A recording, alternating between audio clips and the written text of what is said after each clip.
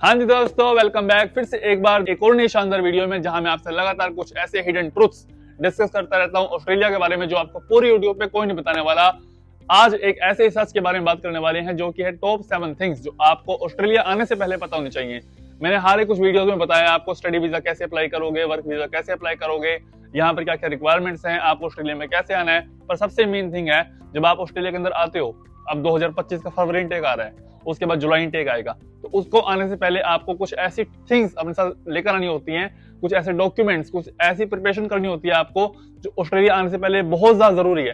पहली बात तो यार ये है कि अपना टाइम जितना हो सके एंजॉय कर ले इंडिया में, क्योंकि फिर वो खेल मस्ती, वो भाई बहन, वो घर परिवार, वो माँ बाप, वो दोस्त यहाँ पर आके नहीं मिलने वाले। यहाँ पर आके टेंशन बढ़ने वाली है तेरी।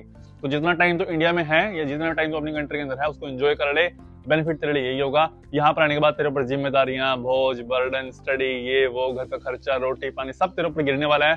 तो ध्यान से भाई मेंटली प्रिपेयर होके आइयो यहाँ पर। उसके बारे में ये टॉप 7 थिंग्स तुझे ध्यान में रखनी है अगर तो ऑस्ट्रेलिया में आने वाला है। सबसे पहली चीज तेरी है डॉक्यूमेंट्स। जो भाई मेन डॉक्यूमेंट्स है ना, वो आपको कैरी करना है अपने साथ। सबसे पहले आप ये देखो, जब आप इमिग्रेशन पे जाओगे आपको क्या क्या डॉक्यूमेंट मांगेंगे। फर्स्ट ऑफ ऑल आपका वीजा, आपकी सीओई, उसके बाद आपने जो फीस भरी है उसकी स्टेटमेंट, उसके साथ अपनी बैंक स्टेटमेंट आप कैरी कर सकते हो। प्लस आप अपना जो अकेडमिक्स हैं, जो 12th और 10th के सर्टिफिकेट्स हैं, वो आप लेकर आ जाओ। उसके बाद जो आपके वैसे नीड नहीं है इसकी, कोई यहाँ पर आके मुझे तो नीड नहीं पड़ी, बट फिर भी आप यहाँ पर लेकर आ जाओ। जो अपनी नेशनल आईडीज हैं, जैसे आधार कार्ड, पैन कार्ड हो गया, पासपोर्ट अपना लेकर आना, ठीक है। अपना ड्राइवर लाइसेंस जरूर कैरी करना। अगर आप इंडिया के अंदर हो, नो मैटर्स आप लड़के हो या लड़की हो, आप ड्राइवर लाइसेंस अपना जरूर कैरी करना, क्योंकि उस ड्राइवर लाइसेंस के ऊपर आप मेलबर्न के अंदर आकर आप 6 महीने तक गाड़ी चला सकते हो। और शहरों का मुझे पता नहीं, पर मेलबर्न के अंदर स्पेसिफिकली आप 6 महीने तक गाड़ी चला सकते हो। जिस दिन हम ड्राइवर टेस्ट के ऊपर वीडियो बनाएंगे, जिस दिन हम लाइसेंस के ऊपर वीडियो बनाएंगे ना, उस दिन मैं आपको बताऊंगा कि आपको सिडनी में क्या रूल है, एडिलेड में क्या, पर्थ में क्या रूल है। आप उसके लिए मुझे कमेंट डाउन कर देना, ड्राइवर या फिर ड्राइविंग, तो मैं इसके ऊपर वीडियो बना दूंगा। इसके बाद जो सबसे बड़ा डॉक्यूमेंट है भाई, वो है मेडिकल प्रिस्क्रिप्शन। अगर आप किसी भी तरह की दवाई यहाँ पर लेकर आ रहे हो ना, तो उसके साथ एक वैलिड प्रिस्क्रिप्शन आप जरूर लेकर आना। जब मैं यहाँ पर दवाइयां लेके आया था, मैं प्रिस्क्रिप्शन नहीं लेके आया था, मैं भूल गया प्रिस्क्रिप्शन लाना। मुझे बताया भी नहीं था किसी ने कि भाई प्रिस्क्रिप्शन चाहिए यहाँ पर। मुझको एयरपोर्ट पे पकड़ लिया था। सिंपल मेरे पास एक पैरासीटामोल थी, उन्होंने बोला इसका प्रिस्क्रिप्शन दिखाओ। I don't know what was prescription, मुझे पता भी नहीं था इसका मतलब क्या होता है। उन्होंने कहा भाई सिंपली आप ये बताओ कि आपको किसने रिकमेंड किया ये दवाई लेने के लिए। मैंने कहा मेरे पास नहीं है। तो वो कहते हैं इसको आपको फेंकना पड़ेगा, अदरवाइज ये ड्रग की कैटेगरी में फॉल होता है। तो मैंने कहा भाई ओके फेंक दो आप इसको, मुझे कोई काम नहीं है। तो पैरासीटामोल भी अगर आप यहाँ पर लेकर आ रहे हो तो उसका प्रिस्क्रिप्शन ये मांगते हैं। ये मैं आपको जो मेरे साथ बीता है मैं वो बता रहा हूँ। बाकी भाई राहुल तो जरूर लेके आइयो प्रिस्क्रिप्शन। हमारे यहाँ पर एक लड़का है, वो एक डब्बा लेके आया था पूरा दवाइयों को भर के, बट उसके पापा डॉक्टर थे, तो उसने पूरा प्रिस्क्रिप्शन लेके भेजा हुआ था। तो भाई प्रिस्क्रिप्शन इज सेफ एसेट अगर आप यहाँ पर ऑस्ट्रेलिया में लेकर आते हो बिफोर ट्रैवलिंग। अब अगर मैं हार्ड कैश की बात करूँ, तो आप हार्ड कैश अपने साथ $1500 से लेकर $2000 यहाँ पर लेकर आ सकते हो। इनिशियल डेज में जब आपके पास कोई काम नहीं होगा, तो आपका थोड़ा बहुत खर्चा चलाने में काम आएगा। बट हाँ, अगर आप रेफरेंस से किसी के पास आ रहे हो तो कोई दिक्कत नहीं आएगी, क्योंकि रेफरेंस वाले बंदे ना ज्यादातर अपने पास फ्री में रख लेते हैं आपको 1-2 हफ्ता, तो आपको जॉब नहीं लगती। बट हाँ, फिर भी आप यार $1500 से लेकर $2000 अपने साथ कैरी करके चलना। मेरे केस में मैंने सिर्फ कैरी किया था $1000, क्योंकि मैं रेफरेंस के पास अपने भाई के पास आ रहा था। बट आप बिगिनिंग में $1500 से लेकर $2000 अपने साथ लेकर आना, क्योंकि भाई यहाँ पर आके कोई भी किसी का नहीं होता। ठीक है, ये बात बिल्कुल सच है।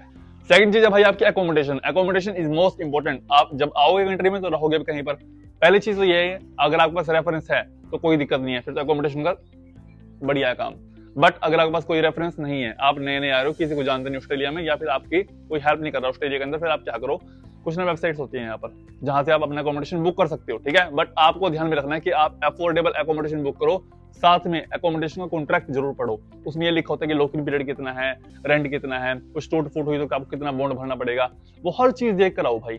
आपको समझदारी से काम लेना है। अब आप इंडिया में के अंदर नहीं हो, अब आप बाहर आ रहे हो, आप अपने पैरों पे खड़े हो रहे हो, आप जिम्मेदारी सारे अपनी ऊपर ले रहे हो ना, तो आप एक थोड़ा रिस्पॉन्सिबल बनो। अगर तुझको एक अफोर्डेबल घर चाहिए तो नीचे मैं डिस्क्रिप्शन में लिंक दे दूंगा, वहां जाके तो बुक कर लियो। मुझे वहां पे तो जाके नेगोशिएट करना पड़ेगा, वहां तेरा इजीली काम चल जाएगा। बट वो कोई रिकमेंडेशन नहीं है, सिंपली जो मुझे जेन्युइन लगा तेरी हेल्प करने के लिए मैंने नीचे दे दिया। बट एकोमोडेशन भी 2 तरह की होती है, एक होती है प्राइवेट, एक है पब्लिक। पब्लिक जो आपकी यूनिवर्सिटीज वाली है, जो आप यूनिवर्सिटी में आके रहते हो, मेरे हिसाब से वो बेनिफिशियल नहीं, क्योंकि वो $400 एक हफ्ते का, $500 एक हफ्ते का, यानी कि $2000 एक महीने का। भाई तो हमारे घर का रेंट है, तो फायदा कुछ नहीं होगा भाई पब्लिक में रहने का। पब्लिक में आप रहो इनिशियल डेज के अंदर 1 हफ्ता 2 हफ्ता, उसके बाद आप मूव कर जाओ। प्राइवेट में आपको थोड़ी सी सुविधा ये हो जाती है कि भाई आपको प्राइवेट में थोड़ा सा रेंट कम मिलता है, बट हाँ वहां पर स्कैम का चक्कर ज्यादा होता है। और हाँ, मैंने पूरी डेडिकेटेड वीडियो बनाई है एकोमोडेशन के ऊपर कि आपको एकोमोडेशन कैसे ढूंढना है, फ्री में कैसे ढूंढनी है, पेड कौन से हैं, कौन कौन से तरीके हैं, 5 बेस्ट वेज वहां मैंने बताए हुए हैं, उसको भी आप जाकर एक बार देख लेना। उसके बाद जो हमारी थर्ड चीज आती है भाई वो है पैकिंग। भाई पैकिंग इज मोस्ट इंपॉर्टेंट। आप जब फ्लाइट के अंदर आओगे ना, आपको मिनिमम टू मिनिमम 23 के 2 बड़े बड़े बैग और 7 kg का कैबिन बैग, मतलब कि कैबिन जो बैग होगा उसमें आप अपना लैपटॉप, अपना फोन, अपने फाइल, अपने डॉक्यूमेंट जो आपको हैंडी डॉक्यूमेंट्स हैं, जैसे कि आपको पासपोर्ट दिखाना है, वीजा दिखाना है, आपको ऑफर लेटर दिखाना है, जो आपको विद इन हैंड चाहिए, जो आपको बैग खोल के ना निकालने पड़े, आप अपर हैंड में दिखा सको, आप उनको रख सकते हो, वो 7 kg का होना चाहिए, ठीक है। उसके बाद 23 वाले ना भाई, उसमें कबाड़ मत भर लेना बस। यहाँ पर सब कुछ मिलता है, ये भी देश है, ये भी बसा हुआ देश है, यहाँ पर सब कुछ मिलता है। मैं टूथपेस्ट तक यहाँ पर चक्कर के लिया था, कोई फायदा नहीं है भाई, कोलगेट वोलगेट सब यहाँ मिलते हैं, ठीक है जी, ऐसा कोई चक्कर नहीं है। इंडियन ग्रोसरी भी यहाँ सब मिलती है, थोड़ी सी महंगी जरूर है, इतनी महंगी नहीं अगर आप स्टार्टिंग के अंदर आ रहे हो, बट यहाँ पर सब कुछ मिलता है। यहाँ भी बंदे रहते हैं, यहाँ पर भी इंडियंस हैं, ठीक है। यहाँ पर अपने कच्चे बनियान उठा लाना जहाँ आपको मेन है, अदरवाइज यहाँ पर सब कुछ मिलता है। अगर आपको पैकिंग की वीडियो पूरी चाहिए ना तो मुझे नीचे कमेंट कर देना, पैकिंग मैं पूरी वीडियो बना दूंगा जिससे आप फालतू कबाड़ उठाने से बच सको, ठीक है। मेरे हिसाब से फालतू चीजें यहाँ पर ना लेकर आओ तो बेनिफिट होगा, क्योंकि 23 kg पूरा वेट है भाई, उसमें अगर आप फालतू भर लोगे सारा सामान तो आपकी जो बेसिक नेसेसिटी है वो रह जाएगी। पैकिंग में मैं बात करूं तो अगर आपके पास एक लैपटॉप है इंडिया के अंदर तो आप वो लैपटॉप उठा लाओ, बट अगर लैपटॉप नहीं है तो खरीदने की जरूरत नहीं है, यहाँ पर आके ले लेना, इजी अफोर्डेबल प्राइस में मिल जाएगा आपको यहाँ पर। और जो अगर वो खराब भी हो तो यहाँ पर ठीक हो जाएगा। एक प्रेशर कुकर लिया ना भाई, बड़ा बेकार है यहाँ जो मिलते हैं, यहाँ हमारे खराब हो जाते हैं बहुत जल्दी। मैं भी लेकर आया था, मैं लेकर नहीं आया था, मैंने मंगवाया था किसी से बाद में। एक यहाँ पर लिया ना आप यूनिवर्सल अडेप्टर, मैं फोटो लगा दूंगा साइड में, यूनिवर्सल अडेप्टर आप लेकर आना यहाँ पर, क्योंकि यहाँ की जो पिंस है ना वो थोड़ी पतली टाइप की है, इंडिया वाले पिन नहीं है यहाँ पर। जो हमारा फोर्थ पॉइंट है वो है भाई ट्रैवल अरेंजमेंट्स। अब अगर आपका बजट है ना तो आप प्रेफर करना कि आप डायरेक्ट फ्लाइट करो, ठीक है। डायरेक्ट फ्लाइट में क्या होता है ना, आपको सामान उतार के सामान चलाने की दिक्कत नहीं होती। बट अगर आप ले ऑफ भी ले रहे हो, जैसे मेरा फ्लाइट में स्टॉप था बैंकॉक का, आई थिंक ऐसे कुछ था, बैंकॉक का आई थिंक मेरा स्टॉप था, तो वहां से मेरी जो थाई एयरवेज थी इंडिया से पहले वो गई, फिर थाई एयरवेज वहां से वापस आई, मतलब मेलबर्न आई। यानी कि अगर सेम टू सेम फ्लाइट है, जो फ्लाइट आपको छोड़ रही है वहां पर और वही फ्लाइट आपको वहां पर लेकर आ रही है, तो फिर तो भाई आपको जो लगेज है वो अपने आप खुद कर देंगे उसमें ट्रांसफर। बट अगर आपकी फ्लाइट डिफरेंट है, इंडिया से बैंकॉक अलग और बैंकॉक से मेलबर्न अलग, फिर आपको खुद करना पड़ेगा। अगर आपका ले ऑफ 1-1.5 घंटे का भी हुआ ना तो आपकी फ्लाइट पक्का मिस होने वाली, क्योंकि वो भाई भारी सामान, एक तो पहले उसको कलेक्ट करो, उसके बाद दोबारा चेक इन करो, फिर उसको सबमिट करो, ऐसा भाई बहुत ज्यादा टाइम लगता है और भीड़ इतनी होती है एयरपोर्ट पे कि आप कर नहीं पाते, तो अक्सर कई बंदों की फ्लाइट मिस हो जाती है। तो बेनिफिट तो यही होगा कि या तो अगर आप डायरेक्ट फ्लाइट कर लो अगर बजट ठीक है, अगर बजट मेरे जैसे हो भाई बजट नहीं है इतना तो ले ऑफ ले ले, बट हाँ लियो सेम फ्लाइट्स का। फिफ्थ मोस्ट इंपोर्टेंट जो है भाई आपका वो है प्लेसेस एंड कम्युनिकेशन। भाई कम्युनिकेशन स्किल्स आपकी बहुत ज्यादा अच्छी होनी चाहिए। अगर आप किसी बाहर कंट्री में आ रहे हो, फॉरेन कंट्री के अंदर आ रहे हो, पहली बात तो आपको यहाँ पर अपने देसी मिल जाएंगे, आराम से देसी आपको मिल जाएंगे, वो आपसे हिंदी में बात करेंगे, आपके फ्रेंड्स इजिली आप कनेक्ट कर पाओगे। बट मेन बात वो नहीं है, क्योंकि यार मैं इंडियन हूँ तो भी इंडियन है, सपोज करो मेरे पास जॉब नहीं है, उसके पास जॉब नहीं है, तो हम क्या करेंगे मिलकर आपस में, ठीक है। कोई हमारे पास जॉब आएगी तो हम बताएंगे एक दूसरे को। तो आप प्रेफर करो कि आप ना बाहर निकलो और गोरों को दोस्त बनाओ। जितनी ज्यादा आपकी इंग्लिश स्ट्रॉन्ग होगी उतने आपके गोरे जो है दोस्त बनेंगे, ठीक है। आप गोरों को दोस्त बनाओ, उनसे आप रेफरेंस निकालो, उनसे आप जॉब्स निकालो। ये तो भाई होगी बात जॉब निकालने की, बट हाँ आपको एक रिलेशनशिप भी बिल्ड करनी पड़ती है। सिर्फ जॉब तक सीमित मत रहो भाई, रिलेशनशिप बहुत ज्यादा काम आती है। आप जॉब तो निकाल लोगे अपने जॉब अपने दोस्तों से, बट हाँ उससे अगर आपने रिलेशनशिप बना ली तो पूरे जिंदगी का जो साथ जुड़ जाता है। अब जो हमारी बात है भाई वो प्लेसेस की। अब जिस भी शहर में आप आ रहे हो, लेट्स सपोज आपकी RM8 यूनिवर्सिटी है, RM8 यूनिवर्सिटी बंडूरा कैंपस, ठीक है, बंडूरा कैंपस आपका है। अब आप ये देखोगे बंडूरा कैंपस के आसपास कौन कौन से सबर्ब्स हैं, लाइक बंडूरा के पास रेजरवोयर है, एपिंग है, लेलर है, थॉमस टाउन है, ग्रीन्सबोरो है, ठीक है। तो आप ये देखो कि आपको उनके आसपास एकोमोडेशन कहाँ सस्ती मिल सकती है। अब आपने लेट्स सपोज कि आपने एकोमोडेशन बुक कर ली ग्रीन्सबोरो में, ठीक है। अब आपने ग्रीन्सबोरो में एकोमोडेशन अपनी बुक की, उससे जो आपकी यूनिवर्सिटी है वो सपोज करो 5 to 10 किलोमीटर दूर है, ठीक है।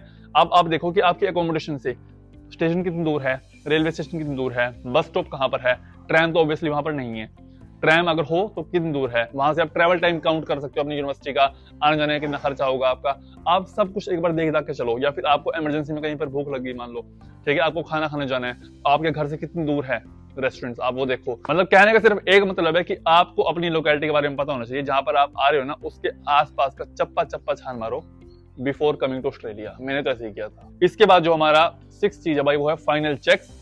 एक बार सब कुछ डन हो जाने के बाद अपना एक बार रिव्यू लो कि आपने सब कुछ डन किया है कि नहीं, अपने डॉक्यूमेंट्स दोबारा चेक करो, अपना अकोमोडेशन देखो, अपनी ईमेल जरूर चेक करना, क्योंकि कई बार क्या होता है कि जो यूनिवर्सिटी है ना वो आपके ना कुछ फ्री सेशंस कंडक्ट करती है, लेट्स सपोज कि मेरी लैपटॉप यूनिवर्सिटी थी, जो मुझे स्टूडेंट आईडी कार्ड था वो मुझे यहीं पर मिल गया था इंडिया के अंदर ही।